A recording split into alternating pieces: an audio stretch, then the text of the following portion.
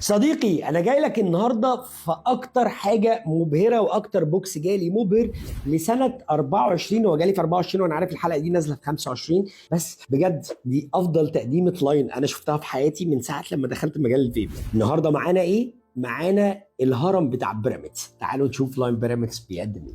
النهارده بقى صديقي بيراميدز جاي لي بالهرم اللي فيه 7 ملوك، 7 فليفرات ل7 ملوك، واحنا هنبتدي نعمل زي فايت كده او نشوف ال7 ملوك دول بيقولوا ايه. بس تعالوا نتعرف عليهم سريعا يا صديقي. المذر ملك يا صديقي، وده اول ملك في الملوك. بص بتلاقيه كده قاعد، الزجاجه بتلاقيها لا تقديمه قصه. تاني ملك معانا وهو التوباكو كراميل. توباكو كراميل برضو حكايه بتاعتهم يعني هنعرف بعدين.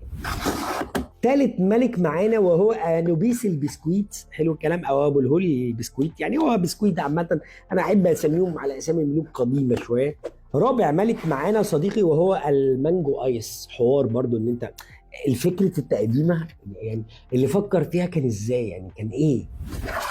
خامس ملك معانا يا صديقي وهو الباينابل ايس. ده خامس ملك، وده انوبيس اله الموتى عند المصريين القدماء.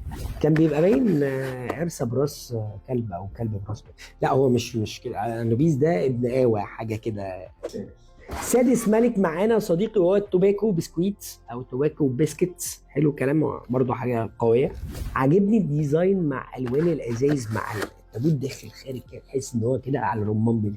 اخر ملك بقى معانا صديقي وهو الجريب ايس، العنب الساقع اللي بيطر على قلبك، والعنب المصري البناتي.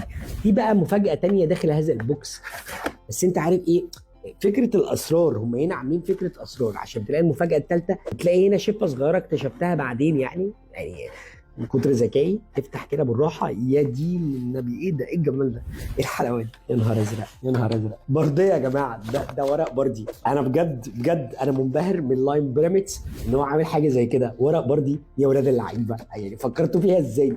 جبتوا الورق منين؟ ورق البردي ده مكتوب فيه بجد، مكتوب فيه بالعربي رحله عبر الزمن، استنشق عبق التاريخ في كل نفس. في كل نفس زجاجاتنا المستوحاة من ملوك وملكات الفراعنة. والله أنا حبيت الصيغة اللي مكتوبة بيها. تأخذك في رحلة عبر الزمن إلى عظمة الحضارة المصرية. يخرب بيتك يا ابني، إيه ده؟ إيه الجمال ده؟ والله العظيم حبيت إن هو حاطط فعلا نصوص من متون الأهرام. أنت متخيل؟ مع كل نفخة ستشعر وكأنك تتنفس الهواء في الأهرامات ومعابد الفراعنة. إيه ده يا نهار أزرق؟ ده الموضوع كبر قوي. استمتع بتجربة فريدة تجمع بين الأصالة والحداثة. وبجد عاملين الكلام ده هيروغليفي، يعني أنت لو مسكت الموبايل وعملت سكان للصورة دي انت يا معلم هتشوف الكلام ده. هو ده يعني اهو كلب، ثعلب، قطه، رجل بني ادم. انت فاهم يعني كل ده والله حقيقي، وبرده بالانجلش موجود. والخامه يا جماعه دي خامه بردي. انا في ايديا من بيراميدز ورقه بردي. الخامه دي يا صديقي اللي عجبني انها خامه بردي. ده بجد ده ورق بردي، هم عرفوا يتصرفوا فيه ويعملوا عليه الشغل ده، وطلع الكلام الفرعوني ده حقيقي وتقدر تسكان زي ما قلت لك.